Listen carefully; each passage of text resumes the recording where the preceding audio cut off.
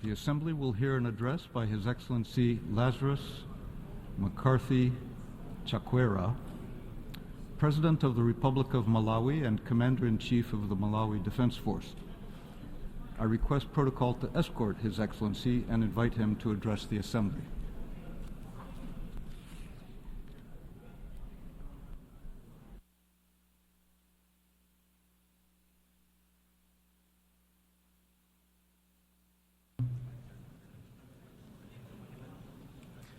Your Excellency Philemon Young, President of the 9th Session of the United Nations General Assembly, Your Excellency Antonio Guterres, Secretary General of the United Nations, Your Excellencies, heads of state and government, and leaders of delegations, distinguished ladies and gentlemen. Every member state of the United Nations relates to other nations in the world in three dimensions: cooperation, competition, and conflict. And how we manage our relationships on these dimensions will ultimately determine the kind of world we will create for the children of tomorrow.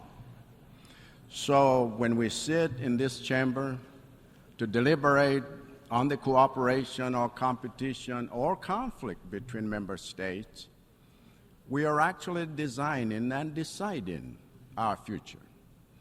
I am therefore glad that the theme of our debate this year touches on all three of these dimensions, because the bottom line is that in all three we can and must do better.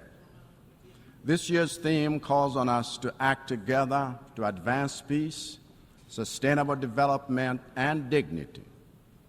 This is a call to stronger multilateral cooperation. But if we are serious about cooperation, then we must act with urgency in fixing and reforming the United Nations and other multilateral institutions.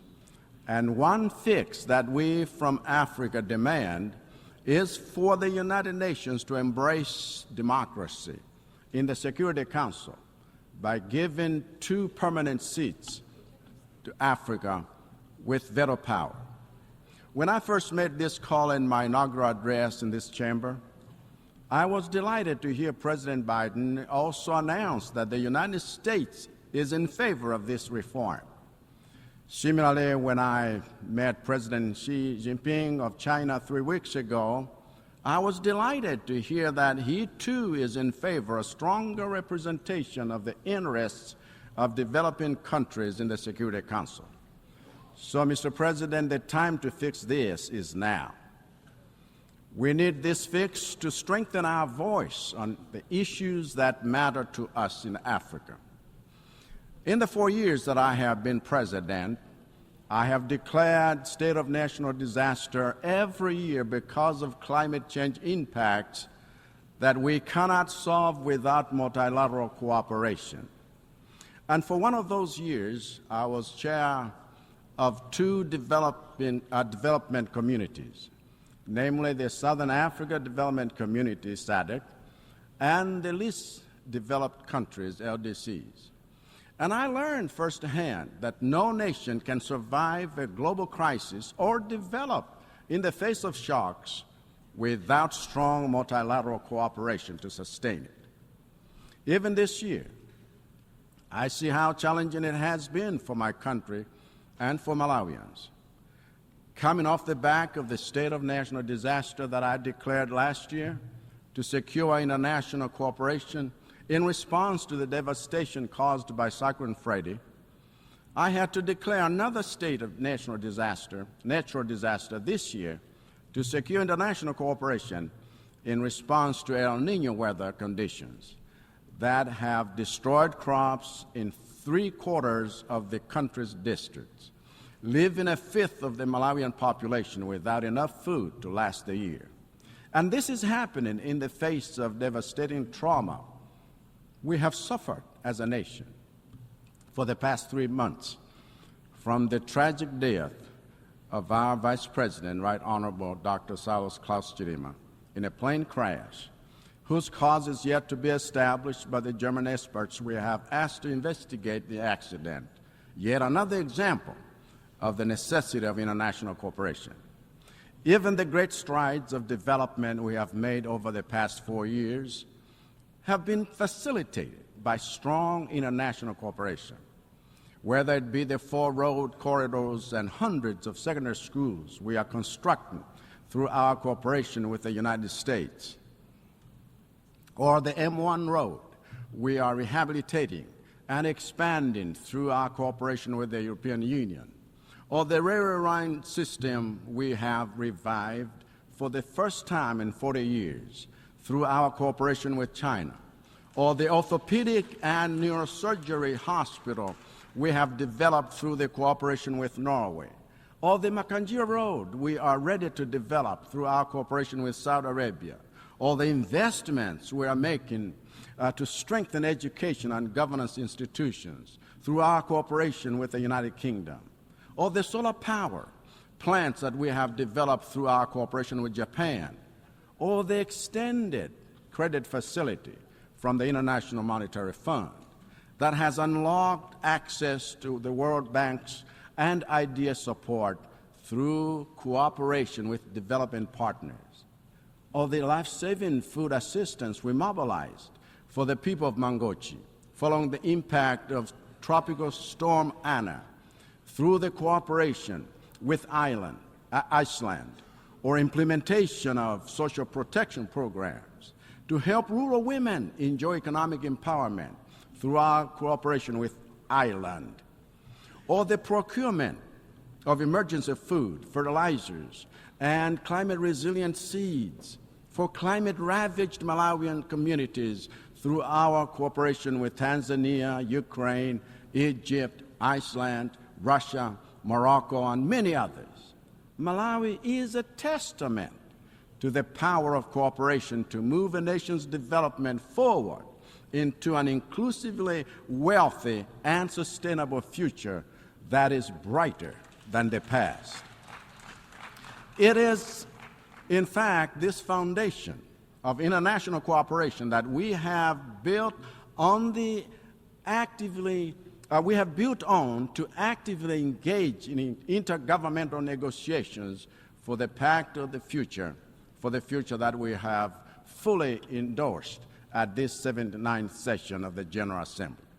It is also this foundation of international cooperation that we have built on to host 80 international organizations and institutions for our second annual Malawi Partners Conference right here in New York to get investor alignment to our ATM strategy of boosting productivity and value addition in the sectors of agriculture, tourism, and mining that hold the greatest promise for Malawi's economic transformation. If the future belongs to nations that know how to leverage the power of international cooperation, then the future belongs to Malawi. If the future belongs to nations with an apologetic commitment to multilateral collaboration, then the future belongs to Malawi. If the future belongs to nations that are driven by moral conviction to uphold the values of servant leadership, shared prosperity, ending corruption, and the rule of law, then the future belongs to Malawi. If the future belongs to nations that have adopted a no retreat and no surrender attitude towards the achievement of SDGs by 2030, then the future belongs to Malawi. If the future belongs to nations that put its children first, then the way that Malawi has done, by resolving to end child marriages and poisoning of children with lead products by 2030, that future belongs to Malawi. But, Mr. President, our efforts to move toward, in the fifth gear, toward these goals are being significantly slowed down by a global system of multilateral agencies and financial institutions that are too slow, too inefficient, too monolithic, and too undemocratic for the kind of speedy and tailor-made interventions that we need. As a result of our refusal to practice the democracy of equal representation here in the UN, our calls for member states to practice democracy in their jurisdictions are beginning to fall on deaf ears. As a result of our refusal to honor climate financing pledges or link them to debt relief, the debt to GDP ratios in developing countries like Malawi are growing at alarming rates, posing a significant threat to global financial stability. If this is not fixed, those who keep us in a state of perpetual debt, when they have the resources to cancel those debts, should make no mistake, the spreading debt crisis in the developing world is a cancer that will make your own economies unsafe. So the time to fix this is now. Mr. President, I said that the second dimension of international relations is competition. And again, in this area, we all can and must do better. There is nothing wrong with healthy competition between nations because competition fuels innovation, improves quality, and multiplies options for citizens, which is the essence of freedom. But as we have done in global sports, we must make competition between nations fair by regularly reviewing and revising the rules on which our international system is based, to ensure that the way nations compete and what they compete for is not rigged to disenfranchise some countries as we compete for natural resources, international markets, financial support, and the new technologies, which are currently skewed against the global south. Even with the era of artificial intelligence being fully upon us, I worry that the rules for regulating this arena are already being written to empower some nations and give them unfair advantages over others.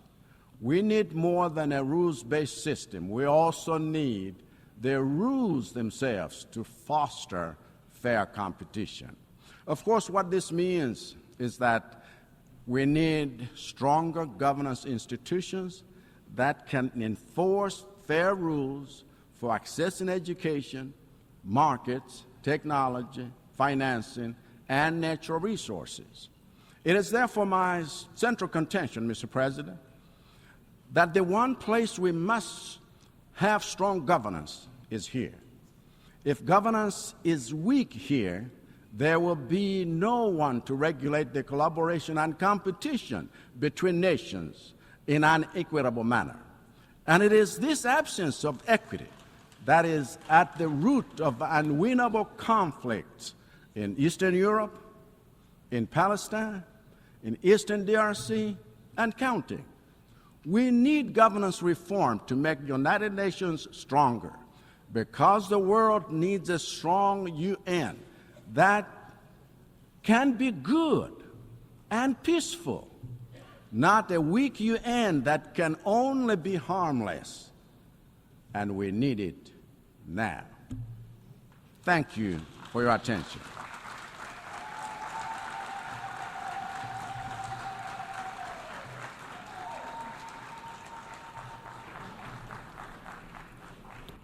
En nombre de la On behalf of the Assembly, I wish to thank the President of the Republic of Malawi and Commander-in-Chief of the Malawi Defence Force.